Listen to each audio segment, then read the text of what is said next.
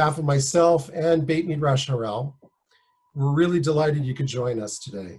This event is sponsored by Bob and Marla Stark in loving memory of Bradley David Stark, Beryl David Ben Shraga Feivel Chaim. Just a little word about Beit Midrash Har'el, which was established in memory of Belda Kaufman Lindenbaum. It's the first and only Orthodox framework in which men and women engage in rabbinic studies together.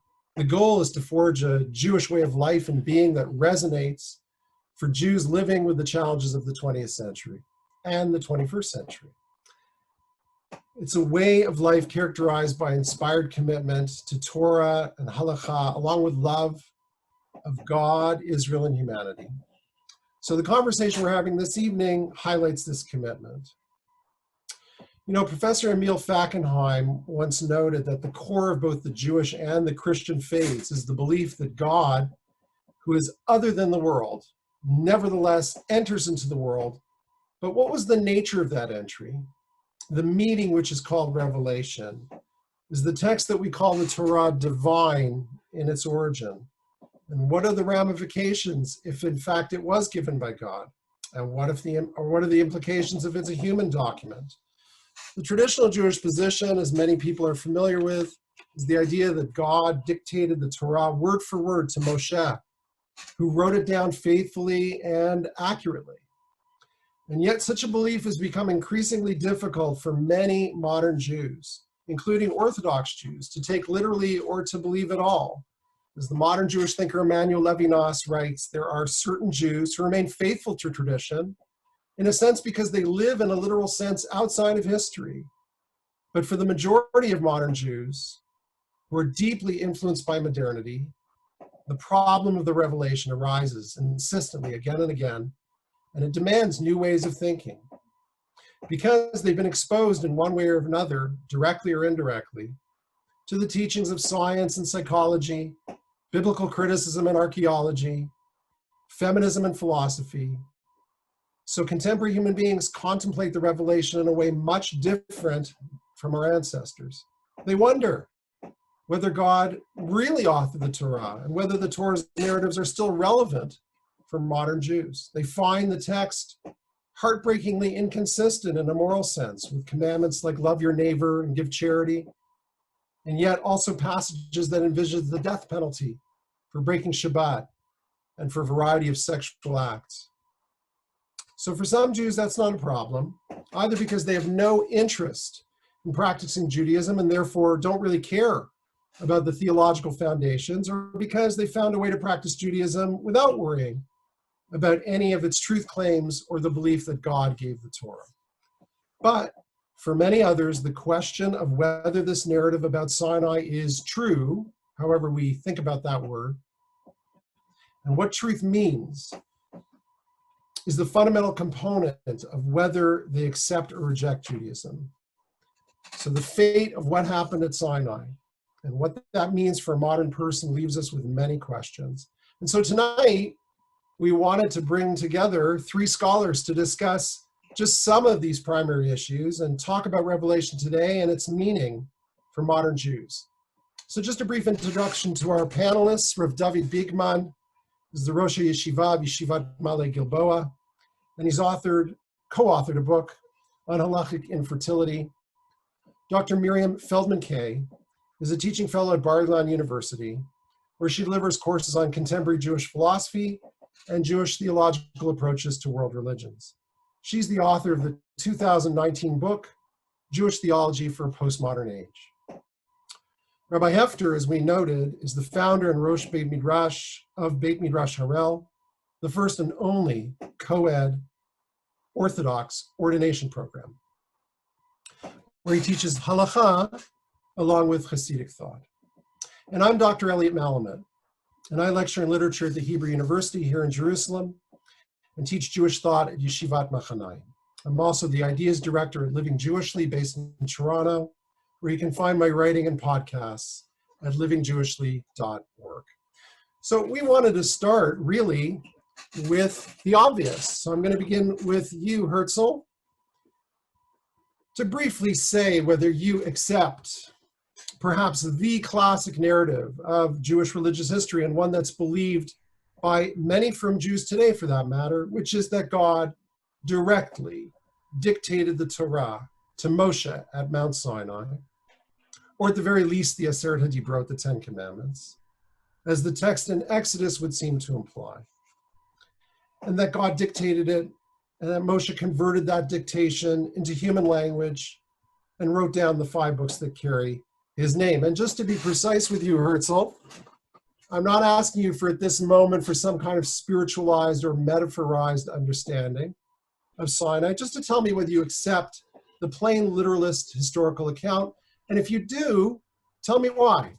And if you don't, definitely tell me why. Okay.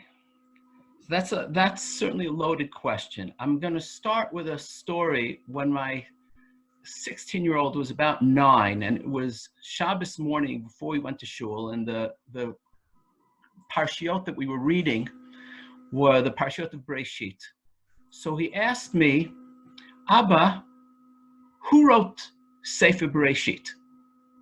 So I looked at him because I knew he was thinking something. So I said, what do you mean? So he said, well, Moshe Rabbeinu was not in Sefer Breshit. So who wrote Sefer Breshit? So, it was before I had my cup of coffee, and I didn't want to get into it with him. He was 9 years old. So I said, oh, Hashem told him all about it, right? And then, you know how when you look at your child and you perceive yourself the way they're looking at you? And he looked at me like I was a blooming idiot. And he said to me, Abba, you say that Hashem told him all about it. It's not so simple, Abba. So yeah, that's my answer to you, Elliott. It's not so simple, Elliott. I'm quoting my son to you. So in other words, I'm kind of like the 9-year-old here. What? I'm kind of like the 9-year-old here. Right, but you're putting yourself in that space in order to get me to respond. So what I would say is that, first of all, I believe that it's all from God, and but not in a literal historical sense. It would be as if we would say that, some people say that all the plays of Shakespeare were not written by Shakespeare, but by somebody else named Shakespeare, right? So I think that the historical question would be of interest to historians. I don't think that it's primarily a religious question. I would like to quote briefly something that Rabbi Tzadok Lublin says, which will explain why I believe that. Why I believe that the significance and the meaning of the story of Sinai does not rest in whether it, quote unquote, happened in a historical sense. I believe it is all true, but I do not believe that it necessarily happened in a historical sense.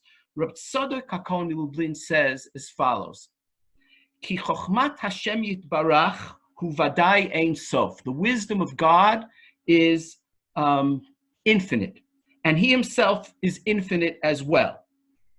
Rak ma shenitgala mimenu ba'olam hazeh, but only the revelation in this world, and then he says, Kafi ma she'efshar la'olam hazeh, according to what is possible in this world, lefi gvulo, ukefi shi'ur zeh nitgalet haTorah. There's something very poignant in the way he describes revelation. He says the infinite cannot be revealed in the world. The revelation of the Torah is in as much as it is possible for it to be revealed. So there's a certain poignancy and even disappointment in his description, is that we are limited in this world by time, by space, by human consciousness. So the revelation occurred that way, within those limitations.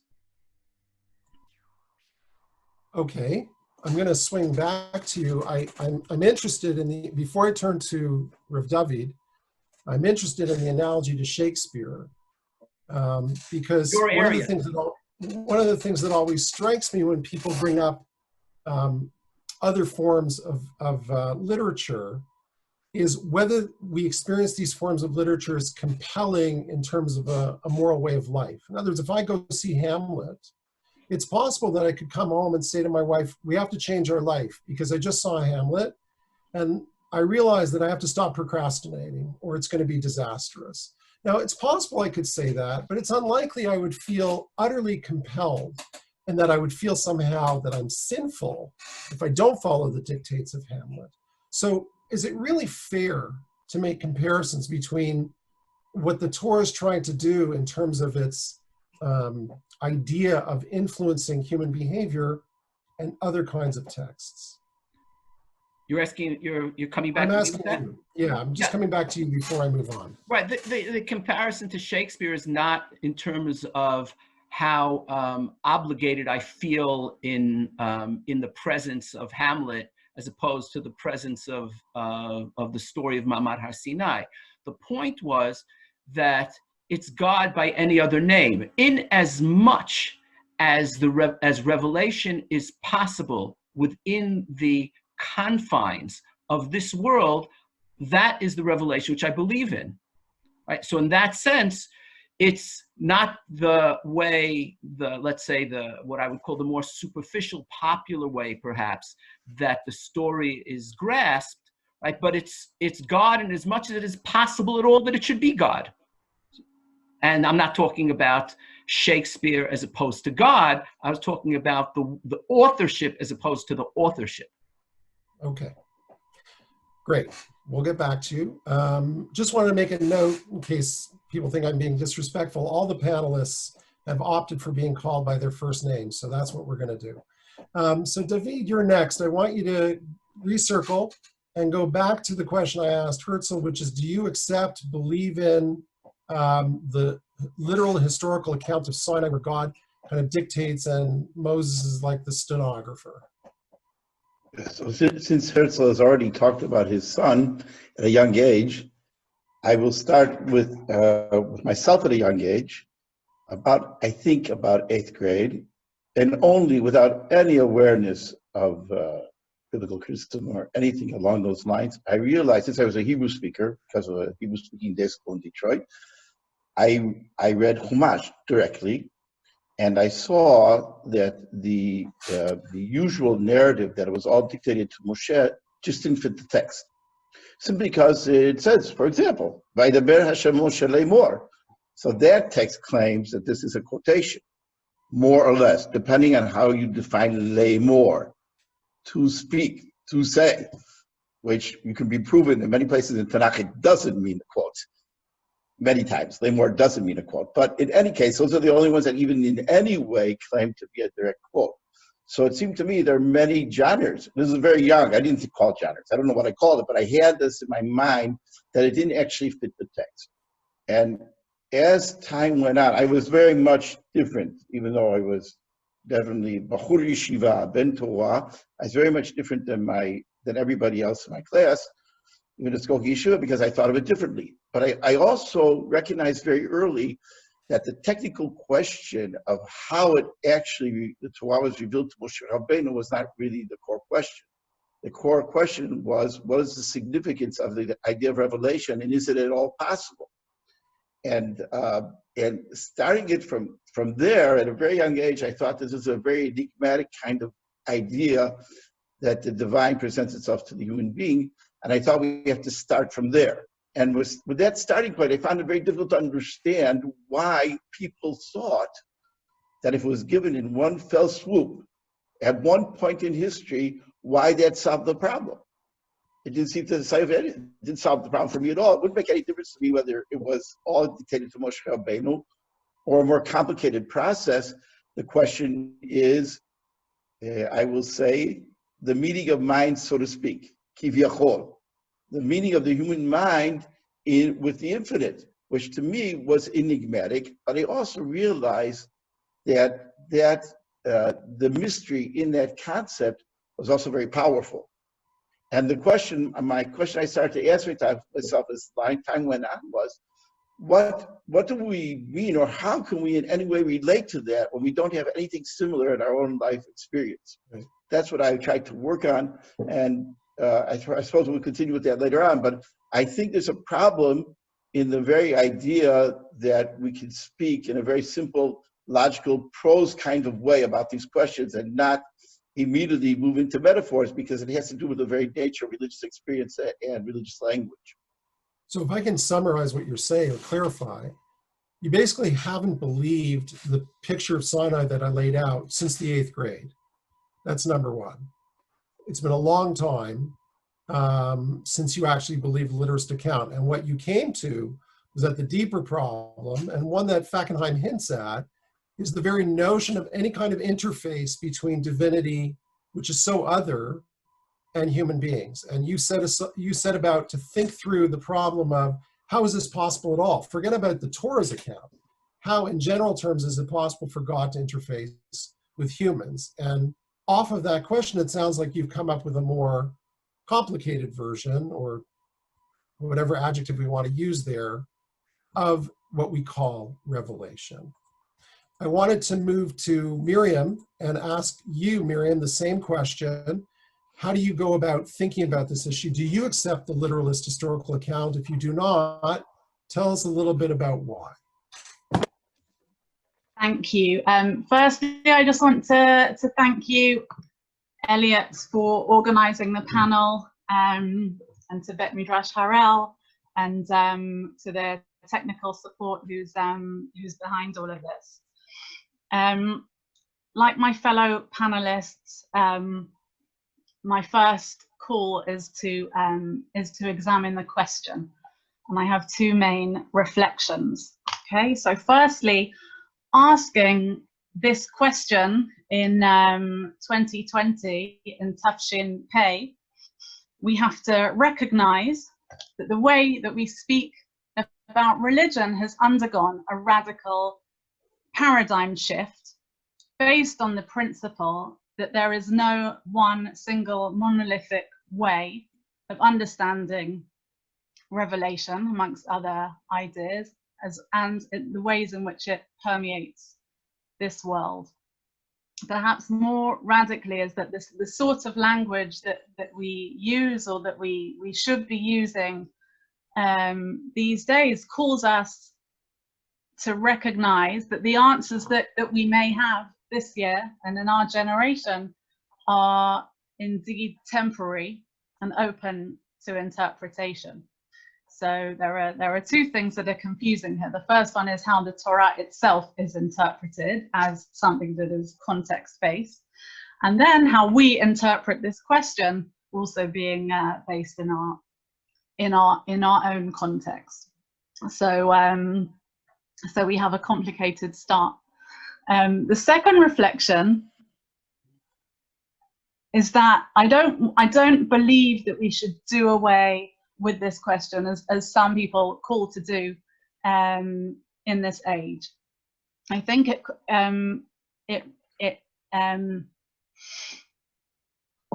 calls us to reconceptualize the way we think about Torah min hashamayim. I'll elaborate on this as we progress, but really, you know, why should we still recognize this question if it's so problematic? Because ultimately it's concerned with three central foundational principles of Jewish theology: the relationship between God and humanity and the Jewish people, the significance of the written Torah and the oral Torah, communication and prophecy, and so on. And in each of these spheres, there's a myriad of answers from different people in different times. Even in the pshat of Parashat Yitro, there are elements of distance and fear and crisis and ambivalence towards what's going on. And with that recognition of theology, I think we see that what we're doing today is not about historical fact-finding and historical fact-proving. If there was a clear answer, we probably would have had it by now. We can ask the questions, you know, why do we not know where Moshe is buried? What about where do we situate the question of not knowing where Mount Sinai is, and the different midrashim and commentaries around that. So I think even if you had physical evidence of Moshe writing, I think you would still ask this question, and that we still do need to ask this question, because ultimately it's a religious question, I would say, and it's something that that religious people will engage in as part of an experiential inquiry into what Jewish religious experience is in our days.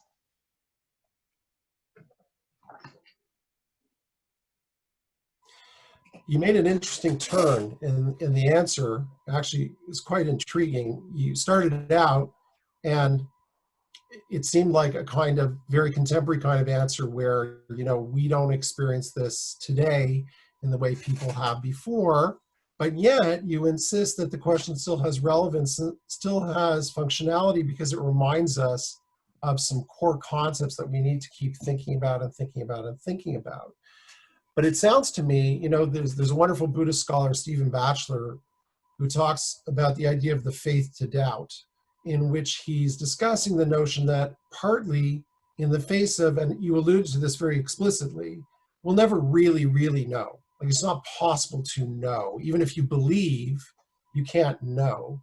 So what I hear you saying is that for a person who's thinking about faith, in a way, what's crucial is not to feel like they have to come to some knowledge which may never come anyway, but rather to be able to live in the uncertainty of it and keep posing the questions that keep the issues alive, which is a different way, in a way, of kind of negotiating with religion. It's less of a kind of binary, like, I need the truth, and when I get there, I'm good, and more, there's a permanent human struggle to figure out knowledge, and the issue is, how do we deal with that struggle? Would that be somewhat accurate?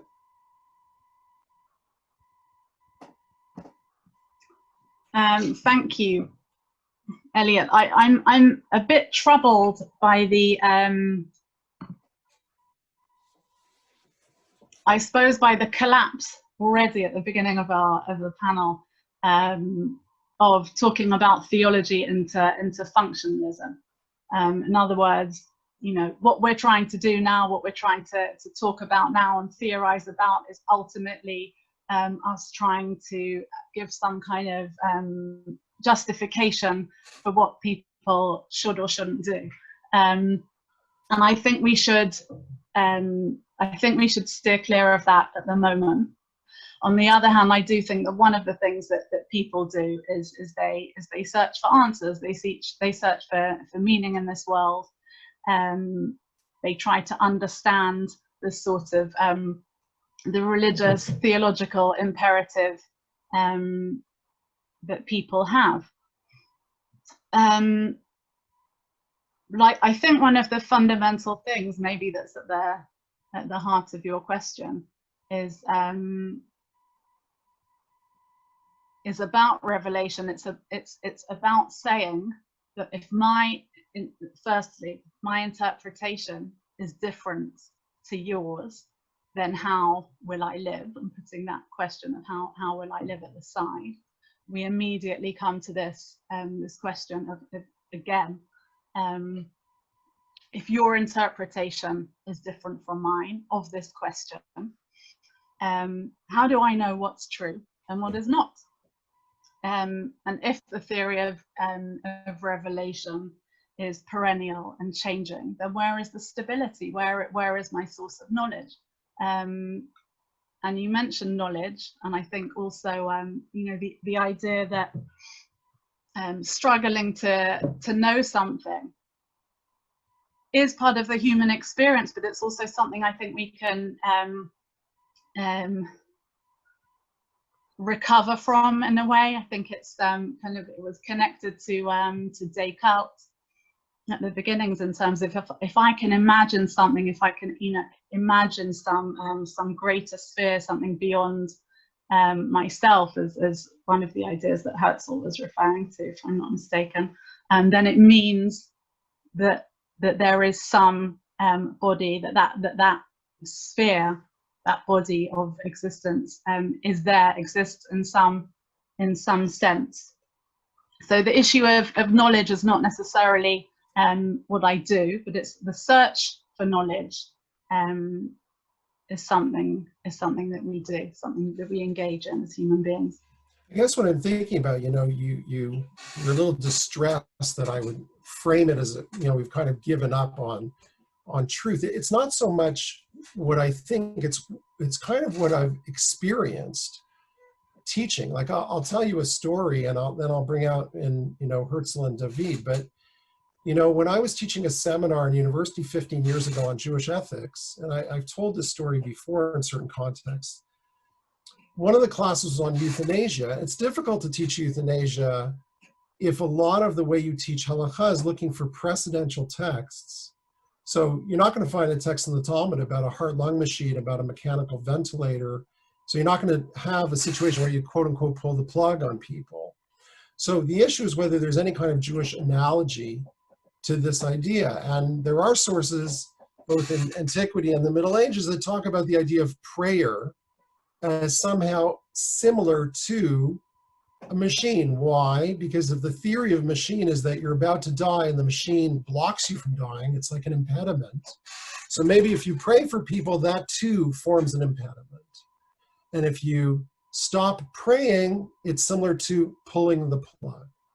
So I was intrigued whether this is really analogous, and I laid it out for my students one day. And I said, well, do you think like if you stop praying, it's kind of the same thing as pulling the plug?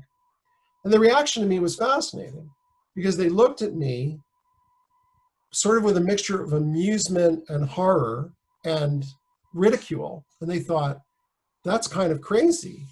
And what was intriguing to me was that every single person in the room universally rejected the analogy. And you have to understand the makeup of the students was, we had secular kids, we had Orthodox Jews, we had devout Christians, but across the board, they rejected the analogy. Like, how could I think that the two actions were similar, right? Because to pull the plug in their eyes was to guarantee a certain outcome.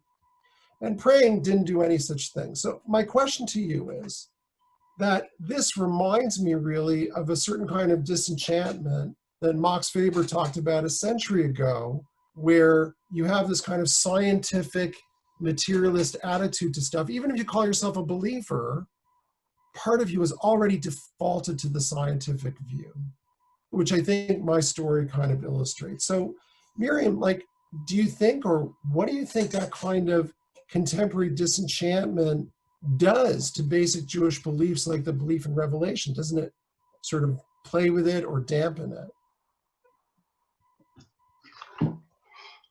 So firstly, I'm not sure how much, if I'm not mistaken, I'm not sure how much his approach was a Jewish one. I would immediately, though, associate the term disenchantment with enlightenment, with the beginnings of modernity and mid-modernity, when in the Jewish experience we have certain thinkers who respond to Enlightenment philosophers such as Kant, and in the Jewish tradition we then see themes coming through in Mendelssohn and in Spinoza, where the idea of metaphysics, the idea of an absolute truth, is starting to be called into question. And I would say that disenchantment begins or is present there in a very significant way. It does continue, and then how we don't need to say so much about the Jewish experience of the 20th century and the abyss that we fell into in post Shoah religious experience, where although there had been this disenchantment that started at the beginning of the Enlightenment. We then had the movement, which is huge in terms of your question, of the Jewish religious existentialism. The existentialism is based on the idea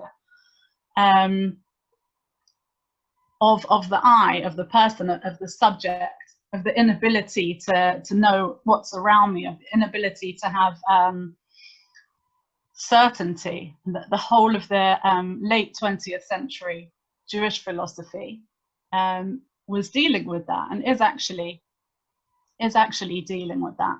So I think if we associate the disenchantment with modernity, we then ask the question about reaching a postmodern age, or entering the 21st century, and seeing what happens with that. And I'll just add something, which is about the coronavirus, because I think many, according to many people, the existentialist movement kind of died and became irrelevant. But I think what's going on now, perhaps over the last few weeks, is a kind of new existentialism. And why do I say that? Because the focus on the self has come back. We have this huge awareness of the capability, the ability of the self to take responsibility for some elements of the world, the bidud, the loneliness, the bidud, the quarantine, the self isolation. You know, in a sense, they're kind of physical categories now, but I wonder, in terms of disenchantment, re-enchantment, that's going to have a role to play. We shall see. We shall see. Herzl, I wanted to throw it over to you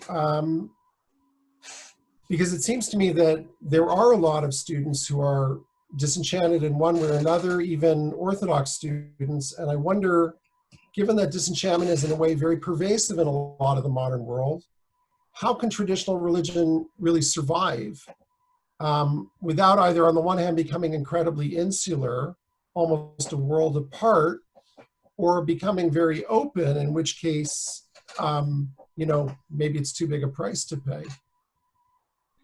Well, first, I'd just like to react to something that Miriam said in the beginning. She sort of voiced hesitation about the term disenchantment and preferred to talk about enlightenment. I much prefer, and then she moved back to talking about enchantment. I think as part of a religious discussion, the term enchantment or disenchantment is very, very helpful. And I view the disenchantment as an opportunity rather than a threat. And this is a response already to what you're saying, Elliott. There's an apocryphal story about Reb Simcha Bunim of Pshischa, who had a chassid who became a maskil. He became an atheist. So when he saw this former chassid, he asked him, you know, what's going on? So the chassid said, I can't believe in God. So he said, don't worry, the God that you don't believe in, I don't believe in either. And the God that people became disenchanted with is the God I also am disenchanted with. And when we talk about re-enchantment, I think it's not going back or trying to artificially, you know, climb back into our mother's womb, you know, uneat the fruit of the tree of knowledge. You can't turn back, right? But what the re-enchantment that we need is re-enchantment in something else. In other words, whereas previously the enchantment was with the world out there, right? And then of course science took that away, right? Because we explained the world out there. So that's the disenchantment that we're talking about. So I think we need to maintain the sense of mystery, the sense that there's something else that we don't understand. But the question is, where do we look for that? So whereas prior to that, I would look to that in the weather, in the storms, in the tsunamis. Right now, I have to change the direction of where I'm looking. And I think here the liberal Protestant answer of, like, for example, Schleiermacher, and the Hasidic answer are very similar, that we have to look inwardly for that sense of enchantment, to contemplate the idea and to experience the fact that we're created in the image of God. And that is not merely a cliche that means we're responsible and we're powerful, etc. That's all true, but I think that's been overused. That when we contemplate the idea that we were created in the image of God, we can experience ourselves as pointing to God. Basically, what I'm saying is that we can look at ourselves as symbols of God, that God reveals himself in the world through human consciousness. That is the stage upon which the revelation plays itself out. I think that if you read the story of Matan Torah in Parshat Yitro, you get that distinct impression that it's happening through human consciousness. Moshe yedaber v'ha'elohim yanenu b'kol. It's Moshe who is saying the 10 Commandments, and it's God who is sort of whispering it. So the experience is one of Moshe. It's mediated through human consciousness. And then I'll go back to Rav Tzadok. That's the most that there can ever be. Kefi ma she'efshar ba'olam. So I think that the disenchantment, far from being a threat, I think is a tremendous opportunity. Of course it has dangers. Nothing that's worth anything doesn't have danger, right? If it wasn't dangerous, you could be sure that it wouldn't be worth anything. The fact that it's so important means it's dangerous. It's dynamite, of course, right? But it's a tremendous opportunity, tremendous.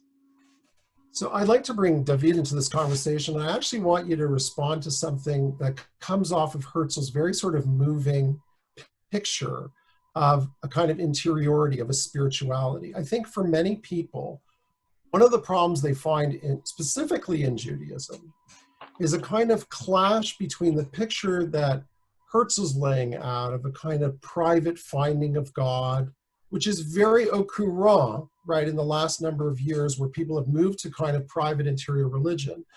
But David, the problem is that what do you do with parts of Tanakh, right, which is supposed to be the foundational text? What do you do with parts of Tanakh that seem to utterly offend the moral sensibility of moderns, and really even Jews prior to the modern era? And I'm speaking here about things that I'm sure you know, whether it's the Akedah, the destruction of Amalek, the annihilation of Midian, institutionalized slavery, a sacrificial system, killing the rebellious son. We all know the list, right? So does a problem arise for you when there seem to be large chunks of this Torah that are unusable, that they're indigestible? And if the answer is, well, we'll just interpret them, we'll kind of interpret them out of existence, so then what happens to the rest of the text? Maybe we can interpret that out of existence also. So I'd like you to address, first of all, the conflict, it seems, between Herzl's private picture and the normative picture of Tanakh for many people.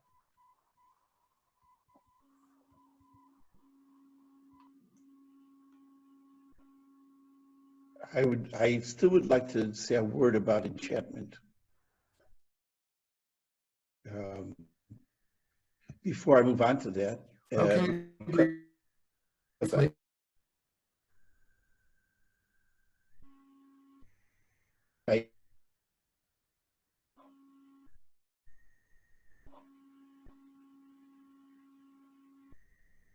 I would like to address it before I go on to Elliott's question. And I think we can talk about something else, which is quite a different form of enchantment that would be very appealing to people in the 21st century. So maybe we'll talk about that later, because I want to address Elliott's question, and I want to secure Elliott's question. But I think that also relates to what Herzl was saying about what God do we believe in. It has to do with religious language. And religious language has changed very much. So we have to talk about that. But right now I will address Elliott's question. so I would first like to say it does relate to something Herzl was saying as well, in the following sense. I don't think you can actually view Revelation as a pure word of God, no matter what way you crystallize your picture, no matter what your imagery is you can't actually view it as a pure word of God. That would be, human beings would not be able to decipher that. Of course, we can get around that. I know there's ways of circumventing that, but I think that the common sense says that the pure meaning of man with the infinite would not be decipherable on the part of the human being. So the human being gets this message in his context, in time and place. So when there's a narrative or even a mitzvah that makes sense in a certain context, it doesn't make sense in another context. But I think that is the whole idea of Torah Shabbat Peh. So it's not, but from the outset, I don't think you can view it as the unadulterated, so to speak, because it's all a matter of imagery, unadulterated word of God, which doesn't have a human component in it. I think from the very beginning, we're talking about, excuse the expression, a meeting of minds, so to speak. It's a human ear. Even if you take the literalist approach that was all given directly to Moshe Rabbeinu, it's still Moshe Rabbeinu's ear hearing the divine word. And even it's a very special ear, as some of the medieval thinkers would think. It doesn't solve the problem that it's still a human ear. So this is also a realization that I had very young. So that means that it has a certain elements that are bound by time and place and make sense in a certain context, but don't make sense in other contexts. So does that mean that we have to unravel the whole thing? Not at all. It doesn't mean we don't have to unravel the whole thing because of the interpretive process of Torah Shabbat Peh. But it does mean that things can, over time, change very radically through the process of Torah Shabbat Peh. Sometimes when I get into an ugly mood, I say to my religious scientist students who are so very, very much concerned with Tanakh, I say, oh, I either call them Karaim, you're Karaites, or I say you're students of Ben Gurion, because you think that Tanakh is so important. I was brought up in a tradition, basically in my literature world, that the main thing is Torah Shabbat Peh. I'm not saying we're not stuck in some issues of Torah Shabbat Peh and Halakha, but it means that Chazal view this material as malleable. You can work with it, and that would mean that the original revelation was more or less like a snowball you're rolling down the hill. Excuse my example from Detroit, right? In the winter in Detroit, you take this little snowball and you're rolling it down the hill. In the end, you have what you have in the end. It was started with this little snowball, but in the end, you have a huge snowball, which is the basis for a snowman. But that was done with the revelation is just the starting point that gets this process going. So I don't think you could look at that snowball and say, wait a minute, this snowball isn't exactly what we would like it to be. It's still, you have to recognize that without the revelatory process, however we define it, none of this would have happened.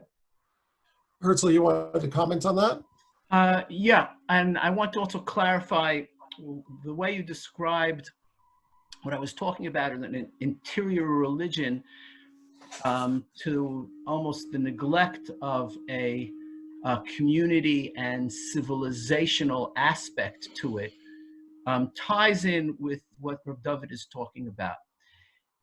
And I want to go back to the Rav Tzadok, where you have something that's infinite, and in whatever way possible, in its nature, it needs to unfold. And the unfolding only occurs within the limitations of the world. But we have to sort of stretch the boundaries of the world till its breaking point in order to be able to house that revelation, in order to be able to contain it. And that means the revelation is more than just to me subjectively. There are other people, firstly in my community, who we have the first meeting of minds is not between me and God, it's between me and my chevruta. And there's an intersubjectivity which emerges, where across civilization, there are certain concepts, but it's not only intellectual, there's certain ethos, ways of life, ways of being, which civilization holds in common. And that, that matrix of relationships becomes the instrument of divine revelation. And the reason we can talk about an interpretive tradition, and when we talk about Torah Sheba'al Peh as being an interpretive tradition, that's because the matrix is not only horizontal, namely everyone alive today, et sheyesh imanu po hayom, but also mi she'ein imanu po hayom. In other words, it goes this way, but it also goes this way over time. So the infinity of God is revealed through, this is a matter of faith, right, through Jewish civilization over time. So that's why, in its very nature, it must be an interpretive tradition. The interpretive tradition is not just a way of getting out of genocide and misogyny and all the things that you were talking about, and homophobia will add to the list, right? It's not just a way of getting out. It's not just a teirutz, right? It has to do with the very nature of the divine revelation. In order to be contained in the world, it must occupy time and space. That means over generations and over civilizations. And this, I think I'm willing to extend this to human civilization in general, but that's a separate, perhaps we'll get to that point later. I think one of the oddities to me about the picture that you're both portraying, it's on one level a picture that's very appealing and it makes sense for a modern, which is it's not really about God who is so other dictating in a kind of grade 4 fashion a Torah, and that's the end of the story. There's a kind of cumulative process, there's limitations within human consciousness and so on. But see, once you cross that seam, I'll just tell you that for a lot of my students, the oddity of that is that you now enter into a very strange contradiction. People who like to talk about Judaism as this open sort of dialogical tradition, elu ve'elu, and there's, because it's human, but then they run smack up against the idea that we decided this and that's it. Right? Do you see what I'm saying? Like there's a strange contradiction. Like we're trying to tell everybody about this open discursive tradition, but like when it comes to Aguna, well, sorry, that's the deal. And when it comes to this other thing, sorry, that's the deal. So in the end, it's almost easier to surrender to the idea of what can I do? It comes from God, than to say, oh, no, it's all stuff that humans are doing. So if it's all stuff humans are doing, whence the rigidity?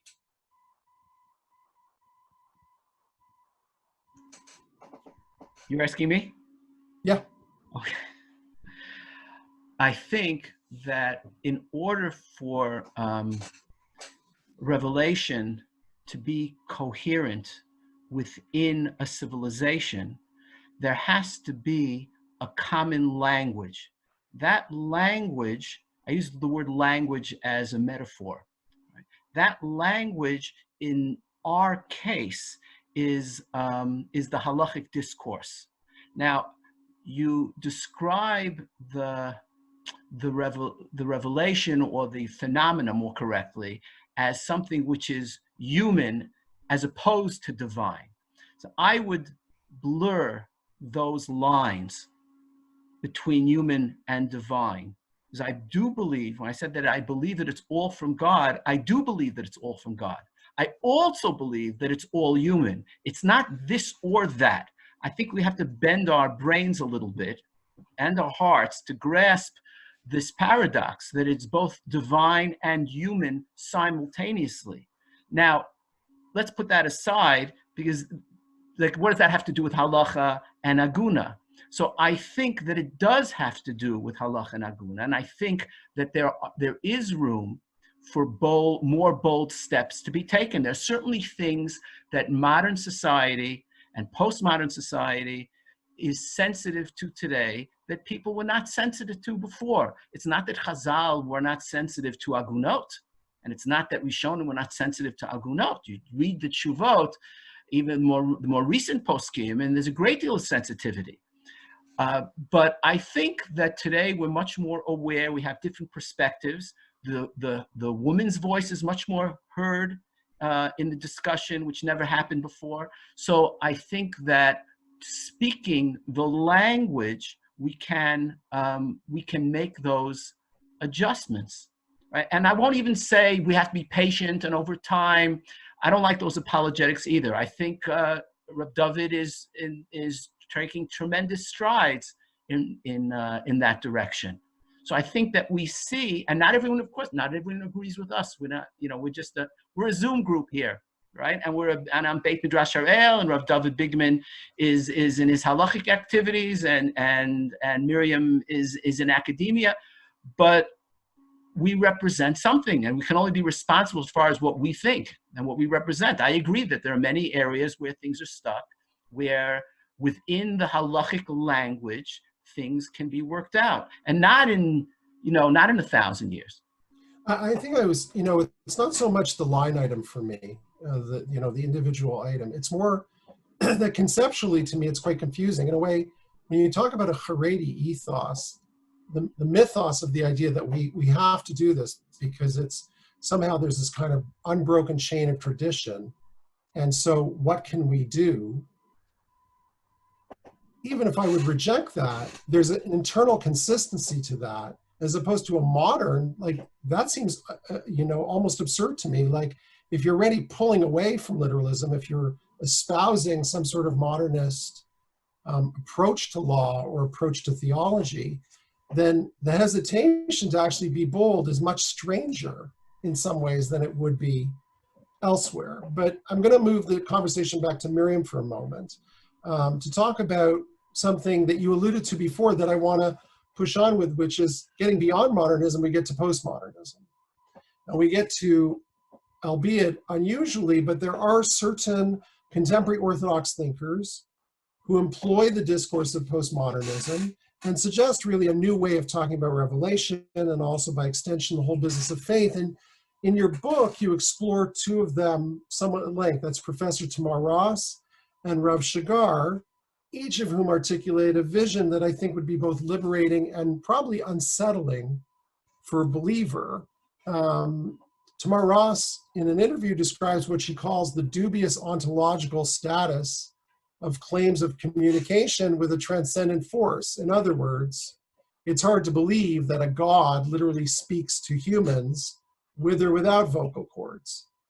But she also gets to the crux of the matter when she says, how do you live with a kind of, on the one hand, traditional religious vocabulary, sort of the Frumkeit you were raised with, and now you have a more sophisticated awareness of its limitations. So she puts it actually beautifully in a rhetorical question. She says, can I remove my philosophical cap when praying and put it on again when theologizing? Can such flip-flopping guarantee the rigorous halachic commitment that characterizes orthodoxy and the traditional way of life? So Miriam, Tamar Ross seems to be arguing that the very idea that a God literally speaks to a person is a dubious truth claim. But then if you're self-conscious about your skepticism, it could subvert your ability to pray and carry out mitzvot. I wonder if you can address the kind of conundrum that emerges out of this.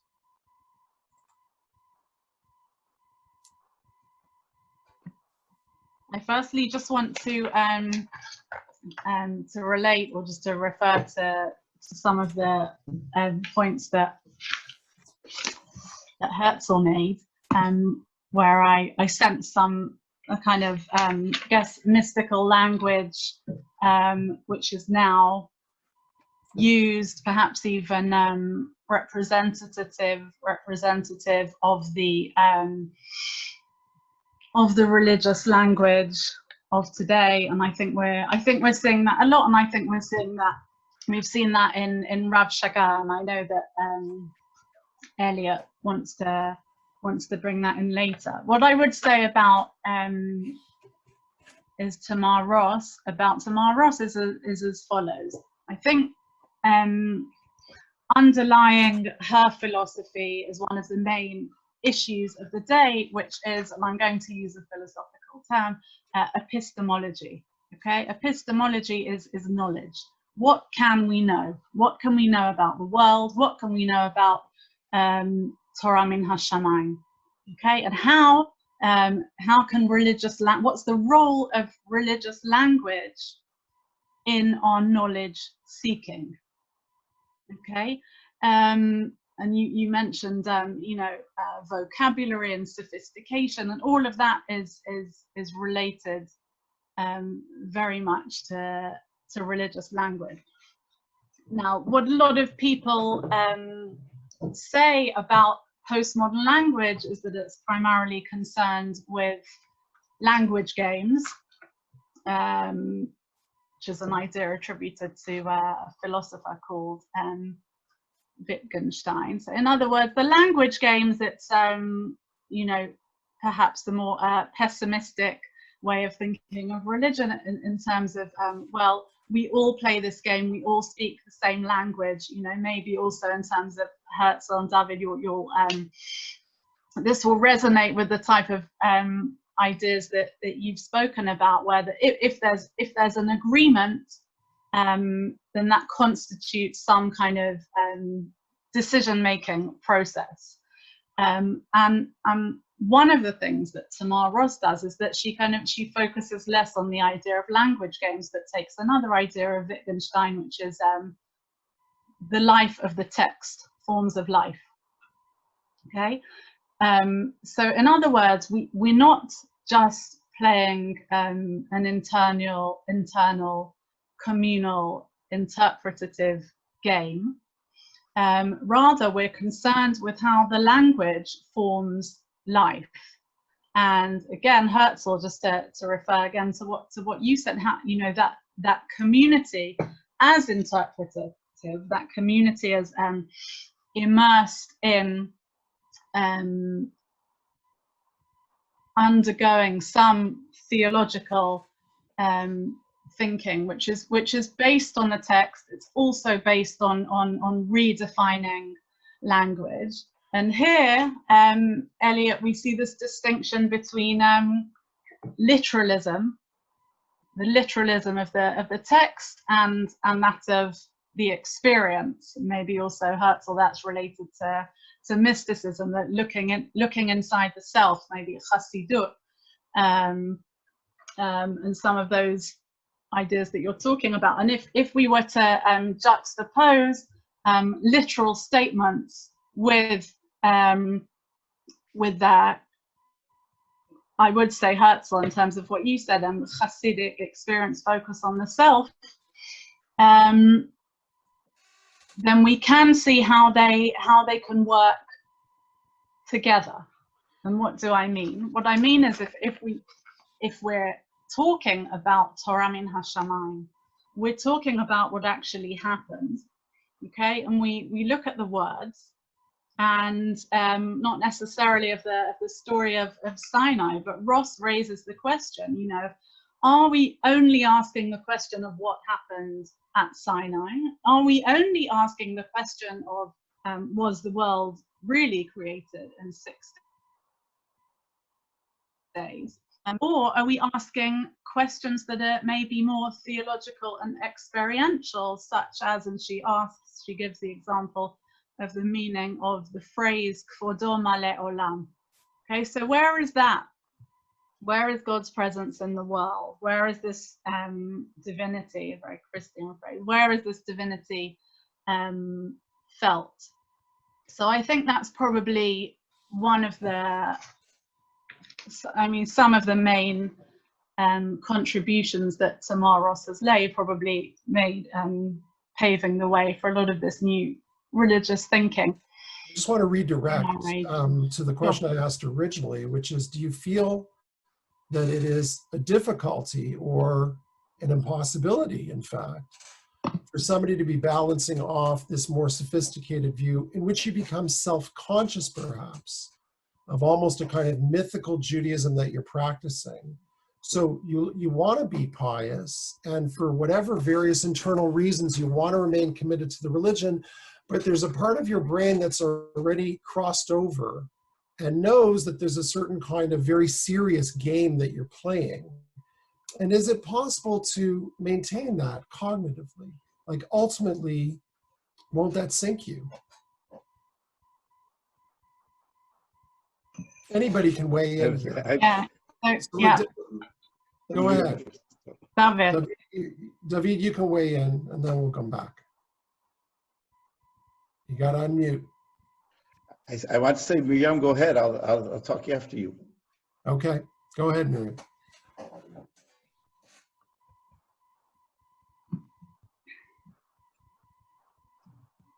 I'm not sure how much philosophical terminology I can use, but I think what I'll say, and this is maybe my take on Tamar Ross, is that you shouldn't be looking at religion as a set of theories, as literal statements that we kind of slot in and then live our lives accordingly. Okay, religion is a phenomenon. Okay, and the life of the text, which is something that also Tamar Ross, based on maybe some other thinkers of the postmodern era, such as Ricoeur and Bakhtin, they've spoken about how the text is not separate from the experience. Okay, Elliott? So you might say then that paradox maybe between what one does and what one believes is maybe something that's more is something that maybe we can think of doing away with, or putting a line under, or putting it to the side. I think in terms of contemporary articulation, how do we articulate this human experience? Is that in one of the contemporary aspects of philosophy, which is called phenomenology, just looking at religion as a phenomenon. Religion in this view is judged from the inside. Okay, we're not looking at the outside person and saying, why are they doing that? Okay, which we might do with certain institutions. And this evening I don't have that issue of representing a yeshiva, right? So people will, that kind of looking at what people do and what people believe is maybe something we can put to the side, but we're not anthropological specimens as people. We experience religion from the inside. So the sense of the miraculous, the sense of the prayer, the engagement with a striking text, maybe the sensation we have at a religious site, causes us and brings us into a phenomenon of kedusha, of holiness. Okay, and this is true and this is real in religion, if religion is considered to be a phenomenon. Okay, David, you're next. So, Elliott, may I please? Go. Yeah. So I want to go back to the question of enchantment in the following way. I think that most people have, because of the way of the very pronounced dichotomy between the spiritual and the material, so much so that we cannot really get out of it. Even when we want to get out of it, we still speak in those kind of terms because it's very invasive. All of our language is covered by that. So we have a kind of a problem with the idea of revelation itself, which is not the question of whether it happened, but how it resonates in our lives. It doesn't resonate. There's nothing in our experience that it resonates. If you start within the Beit Midrash or within the Beit Knesset, I don't think you'll get there. I think in order for it to resonate, you have to feel what Levinas once called mystique. You have to understand, in Hebrew it sounds like kesed, which sounds like magic, but it's not. Ha'olam kasum, there's something magical about our experience. Magical not in the sense of magic, voodoo, but in the sense that we don't really comprehend fully, in spite of all the mechanical explanations for everything we experience, the experience isn't really covered by them. It goes beyond that. So there's two experiences that can help us, help the idea of revelation resonate with us. One is simply that experience of feeling something unbelievable in the world. It could be anything. It could be anything from seeing a short-toed eagle catching a snake on the Gilboa to some kind of meditative experience. It can be falling in love, anything that we happen that seems to be magical, even though there may be, and there probably is, a mechanical explanation for that, and even a mechanical explanation of how we came to be, and even a mechanical explanation of how we have a consciousness and why we think we are somebody. In spite of that, we experience these things, but that's not enough for revelation. What you need for revelation, that's why I think I slightly differ with Herzl. I think that one of the prominent things of revelation is the idea of being called by a voice beyond you. The feeling or the experience of being called by a voice that's beyond you. So I'm going to demonstrate that by walking down the street in Manhattan. I walked down the street in Manhattan. I saw an elderly gentleman, homeless, asking for money. And because I have this habit of always being in doubt, and people were told me, you know, they're just going to spend it on whatever, drugs or whatever. So I passed him by. And then I walked 2 meters further. And then I said to myself, well, he doesn't really look like somebody like, he just looks like an elderly gentleman that's out of a house. So I had this voice that called me back. So that voice that called me back. So if you put those two things together, the experience that you have, whether it can be a scientific discovery, when you say eureka, or it can be something you studied in the Talmud, or a sight of nature, or even some kind of meditative experience, that together with the idea that you're called, there's a sense of consciousness, there's something that's calling you to act, then you get then the idea of revelation will resonate with you. And then the idea of revelation becomes very powerful. The idea of halakha becomes very powerful, even if we still have some things to work out, to iron out. So one of the things I say is I have two friends, I call them my friends, really my elders, who were very young, and they went down to march with Martin Luther King. One of them, because his Rosh Yeshiva told him it was a mitzvah. He was told it's a mitzvah. So he went down to march with Martin Luther King. That is something which gives you the idea. In other words, he heard the voice. He heard it even before he called the Rosh Yeshiva. But the idea that we experience something which is similar to revelation in a sort of dichotomous way. In other words, we sometimes have these moments of elation. We sometimes have moments of this calling. Or you put them together, you get an idea. Then the idea of revelation, even though we don't have revelation, it's something which connects you to that language, helps you understand. It also explains why Moshe Rabbeinu first had to see people suffering and approach them before he received revelation, because that's the only way he himself could understand the idea that God was calling him. So I like what you're saying, and it actually hooks up with something Miriam was saying, which is a kind of phenomenological approach to religion. How does it feel? So you can sort of transcend this paradox between the idea that part of you thinks the religion is simplistic, but the other part wants to be committed. So you sort of jump the loop by drawing upon internal experiences, love, birth of a child, sunset, etc., and the feeling of being called from the outside, somehow feeling a voice telling you. And all that, I think, is a lot of that language is the staple of contemporary religion, especially certain trends in Protestant religion.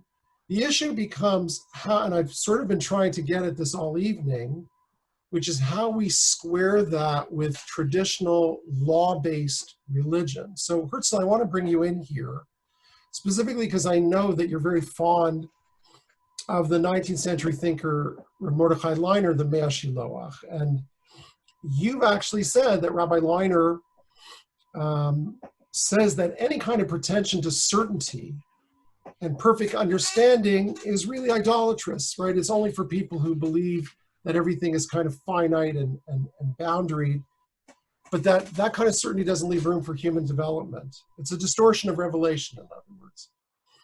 So I guess what I want you to address, Herzl, based on the way you see the Mea Shiloach, is the following, and I'm drawing off of what both Miriam and David have just said, which is, on the one hand, to practice a religion on some way, you have to have some conviction that you're right.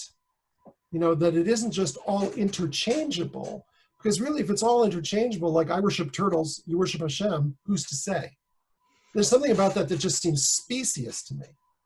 So if we all agree that somewhere in there's a commitment to something being at least functionally true, how do you avoid feeling arrogant certainty on the one hand, but acting as if your faith practices are indeed true and therefore obligatory?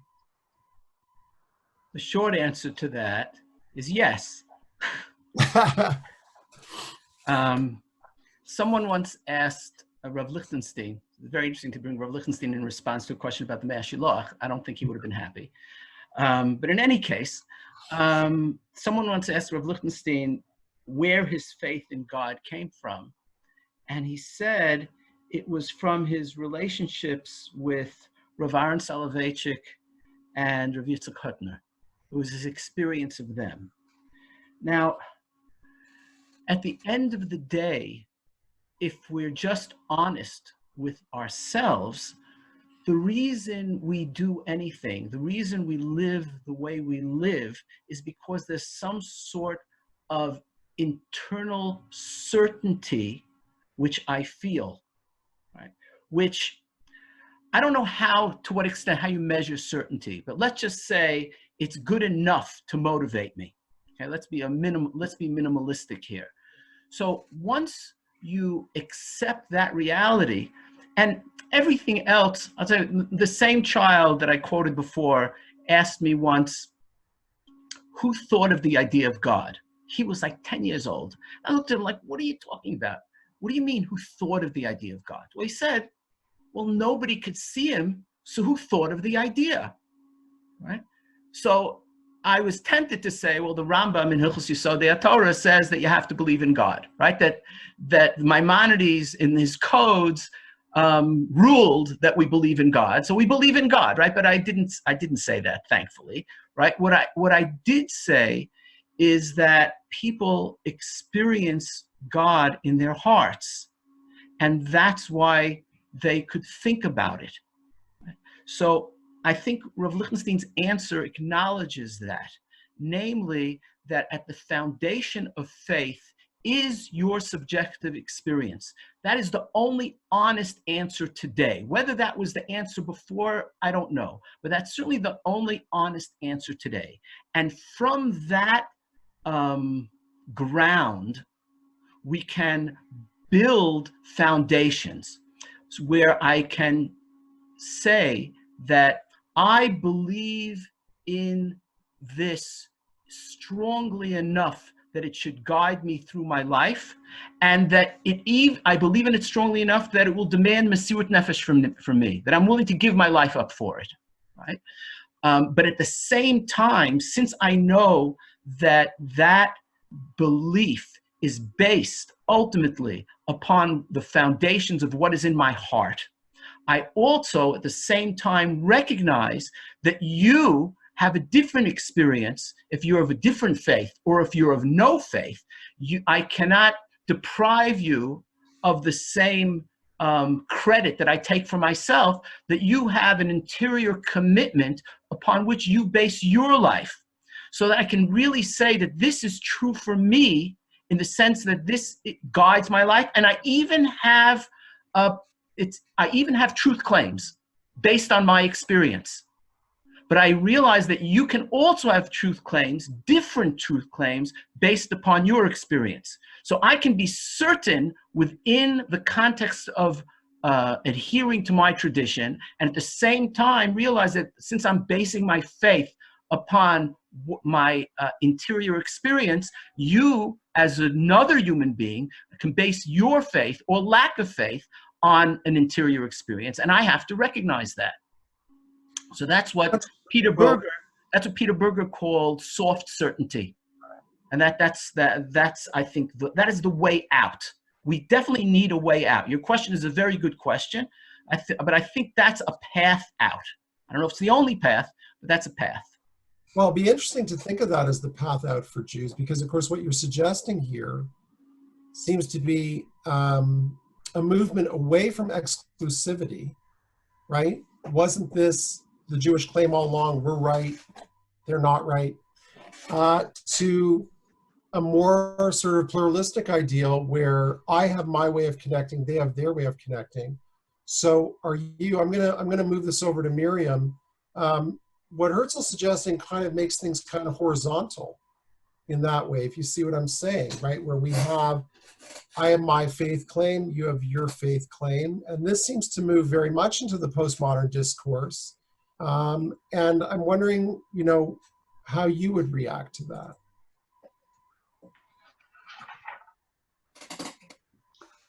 Can you just say a little bit more about that, Elliott? Well, I mean, in other words, I think that, in pre-modernity, and we see this in Jonathan Sachs in his book, The Dignity of Difference, where he moves toward a position, at least in the first edition, where other faiths are not simply validated for their moral or aesthetic contribution, but he's really raising the possibility that they reflect divinity and theological truths. He writes that in pre-modernity it was possible to believe that our truth was the only truth and our way was the only way. But he says that's not our situation today. God has spoken to mankind in many languages, and Judaism to Jews, Christianity to Christians, Islam to Muslims.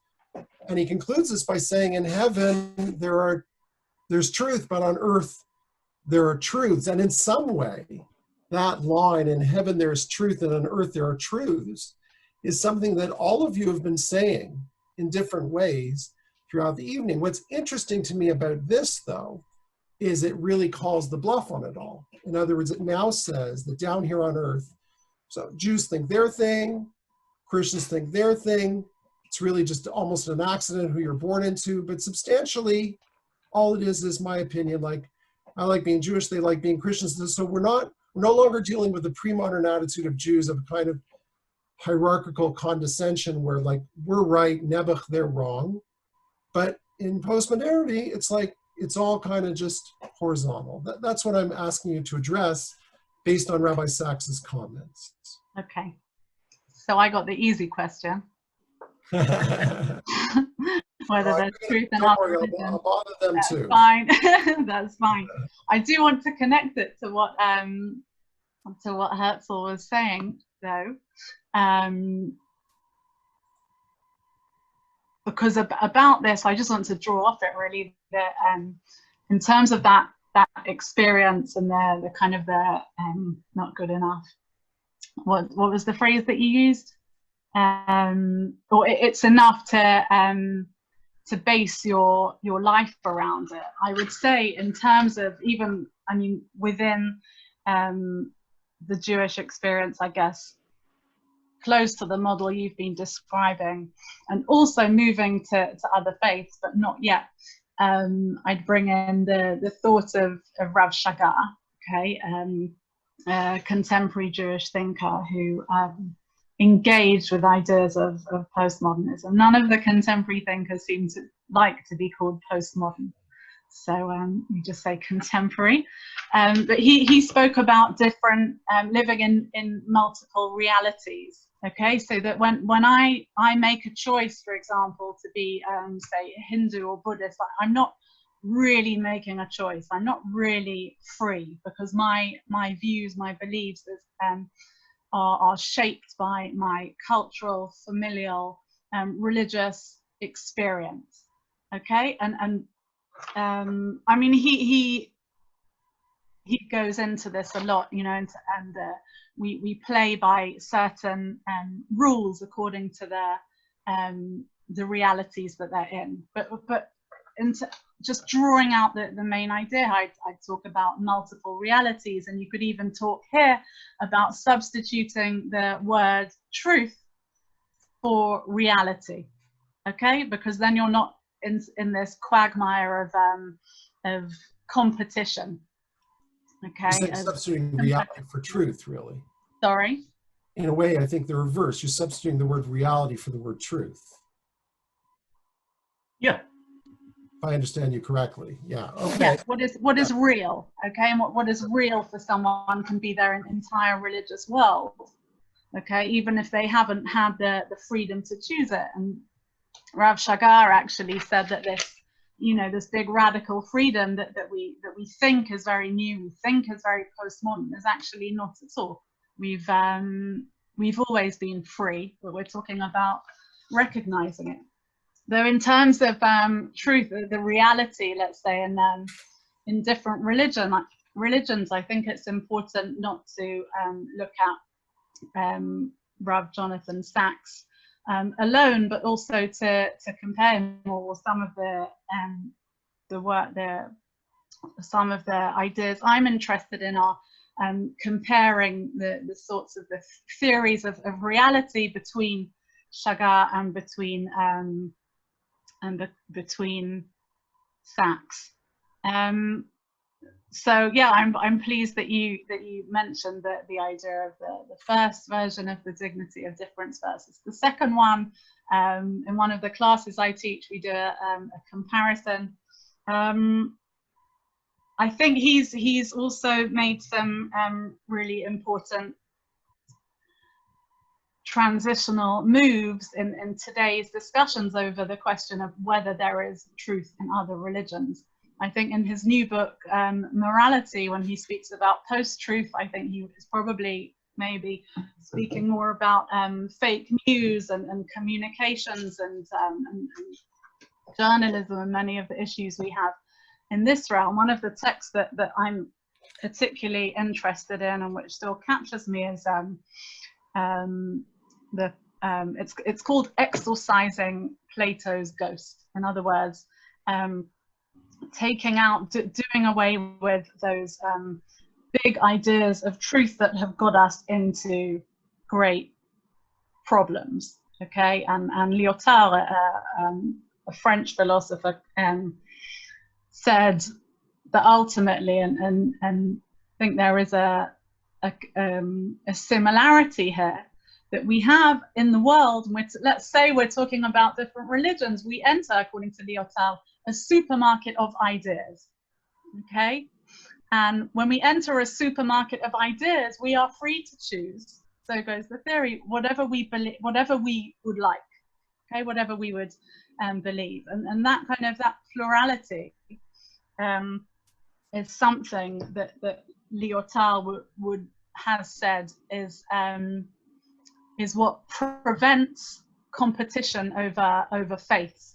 We know in monotheism that one of the huge issues we have is supersessionism. Christianity claims it superseded Judaism. Then we have Islam, which according to certain theories superseded Christianity and Judaism, and these ideas remain problematic whether we talk about multiple truth theory or multiple realities or not. And I think that's the case, because what do we see in contemporary times? What do we see today? We see a huge this burgeoning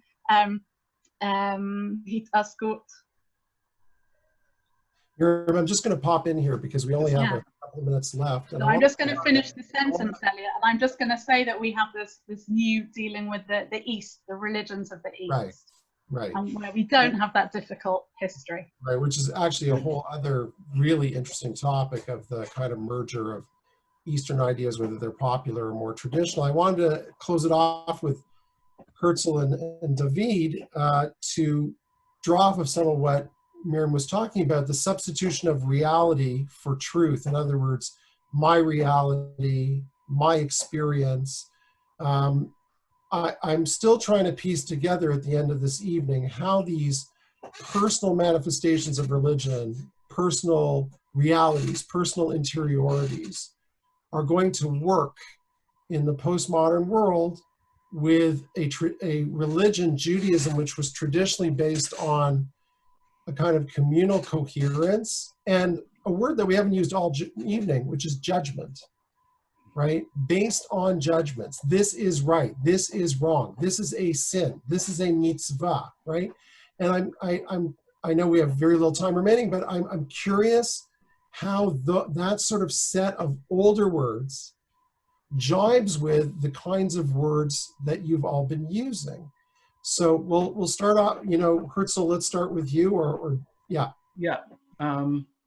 Well, first of all, your quote of Rabbi Sachs, of this truth, many truths on the earth and one truth in heaven, I think he's very modern Orthodox in that at least in that quote, he's looking at religion as a prepositional statement, that you're saying things about the world. God exists, God doesn't exist, there was Yetziat Mitzrayim, there wasn't Yetziat Mitzrayim, there are mitzvot, there are no mitzvot, there's such a thing as prophecy, there isn't anything such thing as prophecy.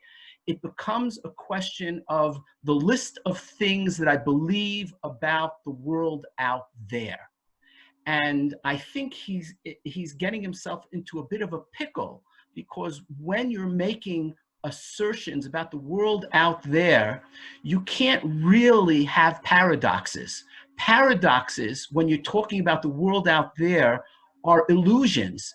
It means you're basically mistaken, that there's something you don't understand, which is why it appears to you as a paradox. But in fact, there aren't two things. A does not equal not A in the world of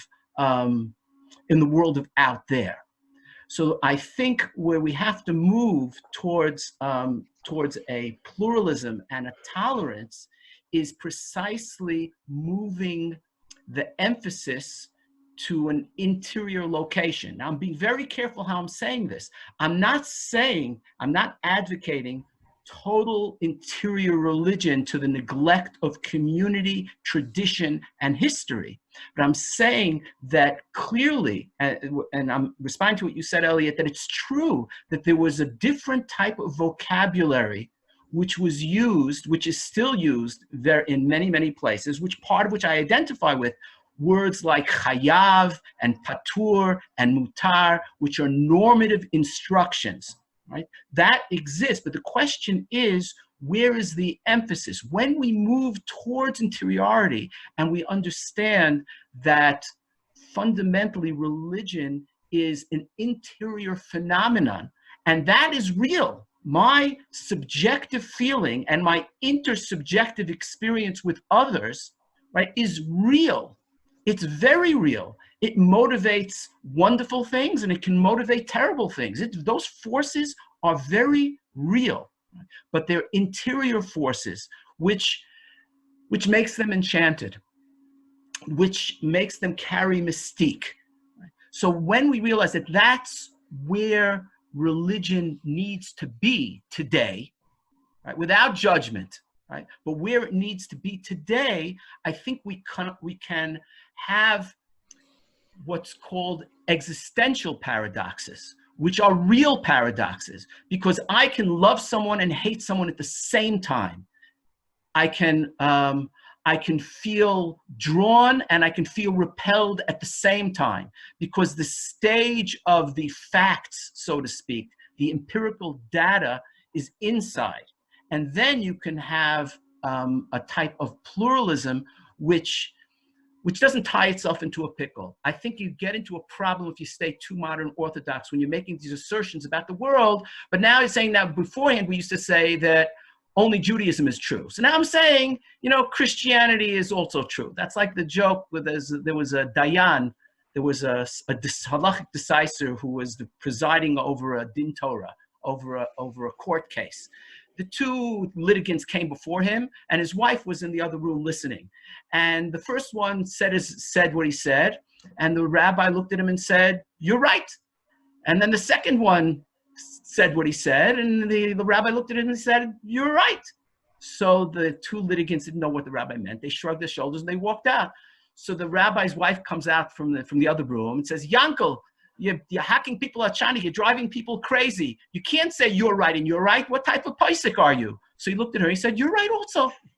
right? So that's the modern Orthodox pickle, right? And I think that we have to move towards interiority, shift the stage of revelation.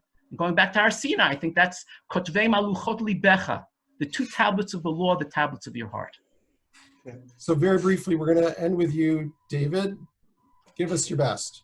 I don't have time for anything. First of all, I want to say that, so I'm going to say a few sentences that will leave everybody, I don't know where to leave you. First of all, metaphysics is always the handmaid of physics, and science is rapidly moving somewhere else. So I think everything we say is going to be, in 10 years, is going to be absolutely ridiculous because of brain science, and because science is full of paradoxes, and it may equal minus say. And even Gödel's theorem already started pointing this out. So I think we're very backward. We will be very backward in 10 years. That's the first thing. Second of all, even though I agree with something that Herzl said, I'm going to say it's an existentialist way, but I don't mean it in an existentialist way. But I want to say that what moves you in Yahadut is the existentialist mode of being called by the other.